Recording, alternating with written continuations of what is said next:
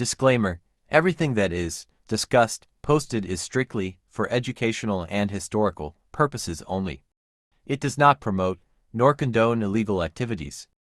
Loposay'S Buster Rom. From the breeding of Walling's Bullison to Art's Missy there came a litter of well-known dogs. Hudson's Tex, Holt's Jeremiah, Davis White Bull, HLS Royo, Kemmer's Macho, Gomez Toot, Giroux Black Pinky, Ramsey's Artie, Reddick's Tootsie Roll, Petronelli's Fox, Lott's Dr. Pepper, Carver's Belle, Carver's Black Missy, Carver's White Bull, Art's Big Boy, Bickett's Bose, Hood's Spade, Carson's Spook, J. Carver's Nasson, Perry's Big Missy, Perry's White Missy and Loposay'S Buster, to name a few.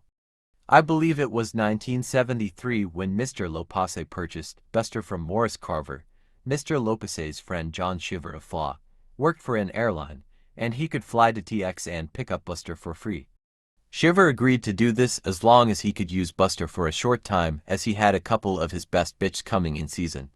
The agreement was made and Mr. Shiver brought Buster to his home in Flaw, and was bred to a couple of his best. Not a month had passed before Mr. Shiver had passed away.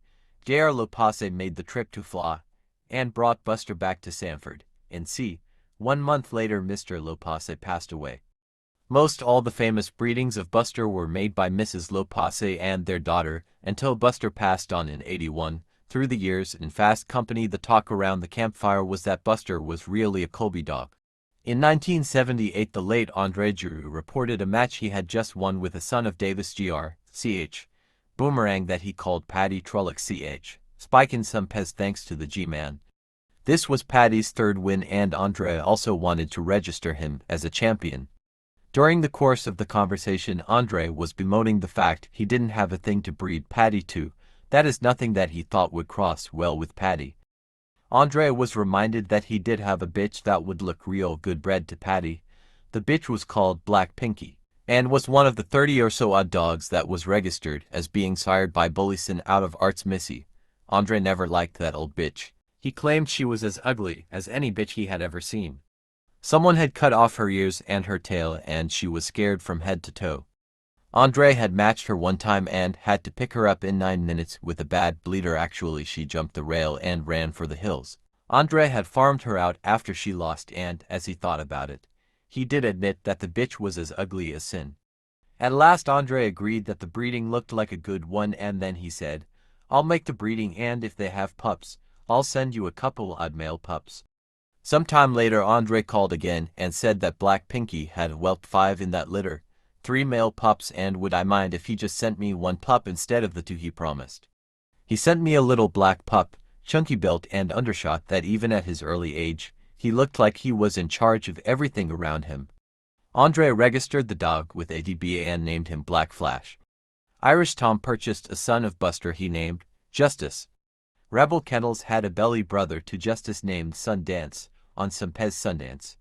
Justice was registered as Morgan's Tora, as these dogs were bred by the late Vern Morgan.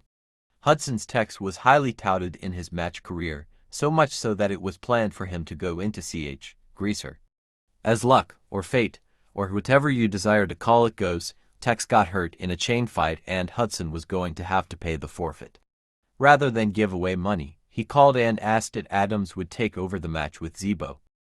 Zebo eventually went on to win this legendary match. Tex was later matched into D. Divine Coleman's Ace Cassius Clay breeding. Tex was all over Ace, but not doing much damage, while Ace was. At 17 a turn was called on Ace. At the 55-minute mark, after 14 scratches each, Tex was ahead, but Ace did a lot of damage from the bottom, and took over the fight. Tex made his last 6 scratches game, stumbling once. Ace won in 117. Tex lost dead game when attempting his last scratch. He took a few steps forward and collapsed. He died shortly after the fight. Well, there you have it folks, the story of Loposay'S Buster Rom.